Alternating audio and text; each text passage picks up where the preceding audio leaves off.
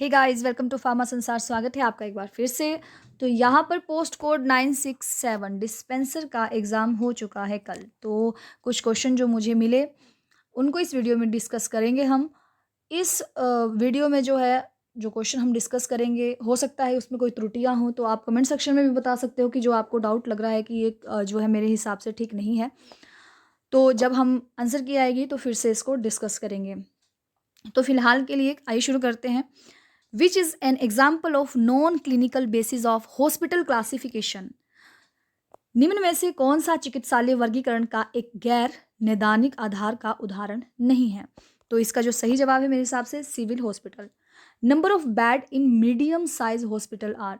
देखिए यहाँ पर जो हमारे पास स्मॉल साइज होता है हॉस्पिटल का, उसमें बेड्स जो होते हैं वो बिलो 100 होते हैं। मीडियम साइज में हमारे पास होते हैं 100 टू 499, मतलब 500 तक, और 500 टू अबव वो लार्ज हॉस्पिटल्स में हो जाते हैं। तो यहाँ पर पूछा गया था मीडियम साइज, तो मीडियम साइज में 100 टू 500, इसका ऑप्शन नंबर बी करेक्ट रहेगा। Which of following is not a function of PTC. इनमें से कौन सा पीटीसी का प्रकार्य नहीं है? तो पीटीसी का जो प्रकार्य नहीं है ऑप्शन नंबर डी इसके लिए करेक्ट रहेगा, क्योंकि जो पीटीसी है हमारे पास वो development complaint rectify the hospital formulary system, also developing return policy procedure for the use of drug, also developing policy regarding drug safety, but not developing procedure for routine surveillance and review of hospital sanitization. तो next question is, in ABC analysis A class is. ABC विश्लेषण में ए वर्ग है, तो ABC A B और सी।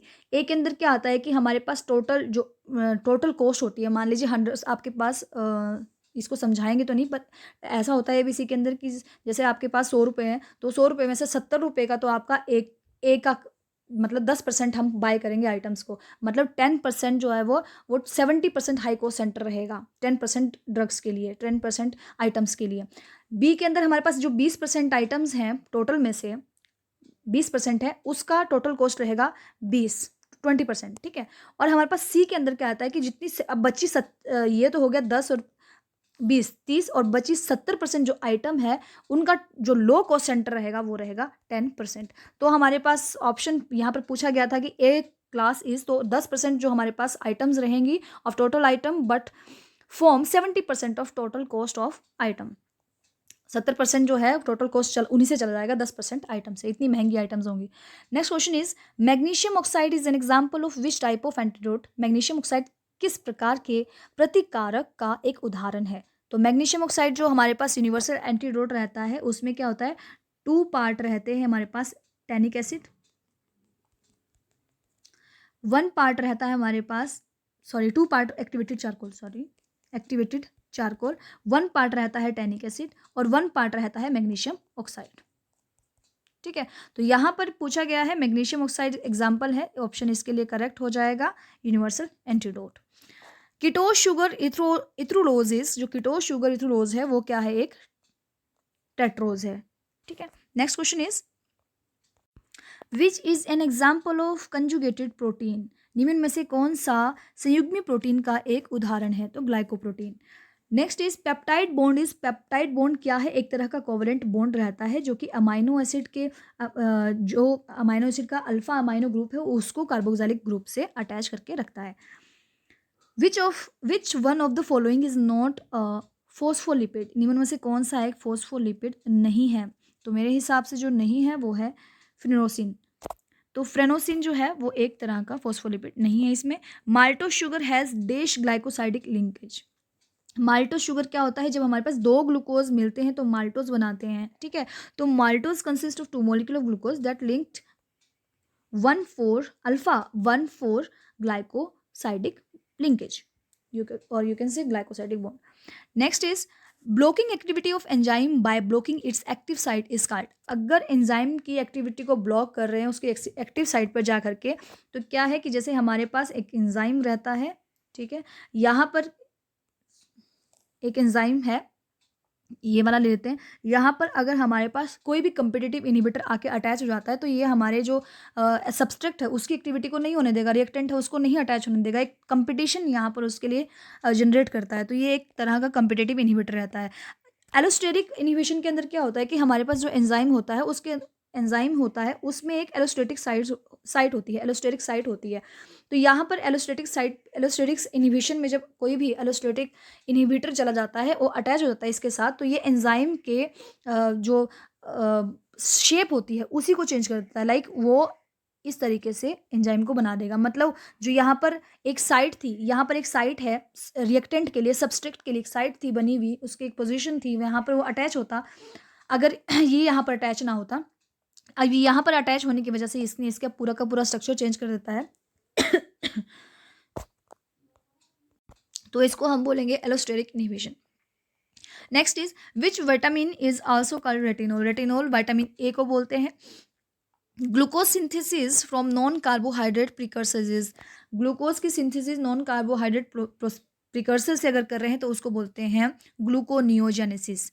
Wait variation in tablet processing is caused by all the following except. टैबलेट प्रक्रमण में वजन विधिकरण इन सभी के द्वारा होता है सिवाय presence of excessive fines. Option number D इसके लिए मेरे हिसाब से करेक्ट रहेगा। Next question is the first product of glycogenolysis. Glycogenolysis का प्रथम उत्पादक है ग्लूकोज 1 फॉस्फेट।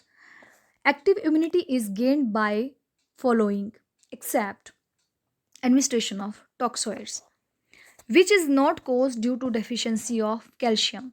तो कैल्शियम की कमी के कारण इनमें से क्या नहीं होता, तो ऑस्टियोमलेशिया, रिकेट्स, हाइपोकैलेमिया कैल्शियम की वजह से होता है, लेकिन जो हाइपोकैलमिया है वो आपके जो लो पोटाशियम। तो यहाँ पर जो डेफिशिएंसी ऑफ कैल्शियम है लो पोटाशियम की वजह से तो बिल्कुल नहीं होगी। Next question is acidic buffer is combination of. जो एसिडिक बफर है, अम्लीय बफर है, वो किसका मिश्रण है, तो यहाँ पर ये स्ट्रॉन्ग एसिड और वीक बेस। तो ऑप्शन नंबर इसके लिए बी सही रहेगा, strong acid and salt and weak conjugated base. Menkes syndrome is cause due to deficiency of. Menkes syndrome किसकी कमी के कारण होता है, तो मेंके सिंड्रोम होता है वो कॉपर की डेफिशिएंसी की वजह से होता है।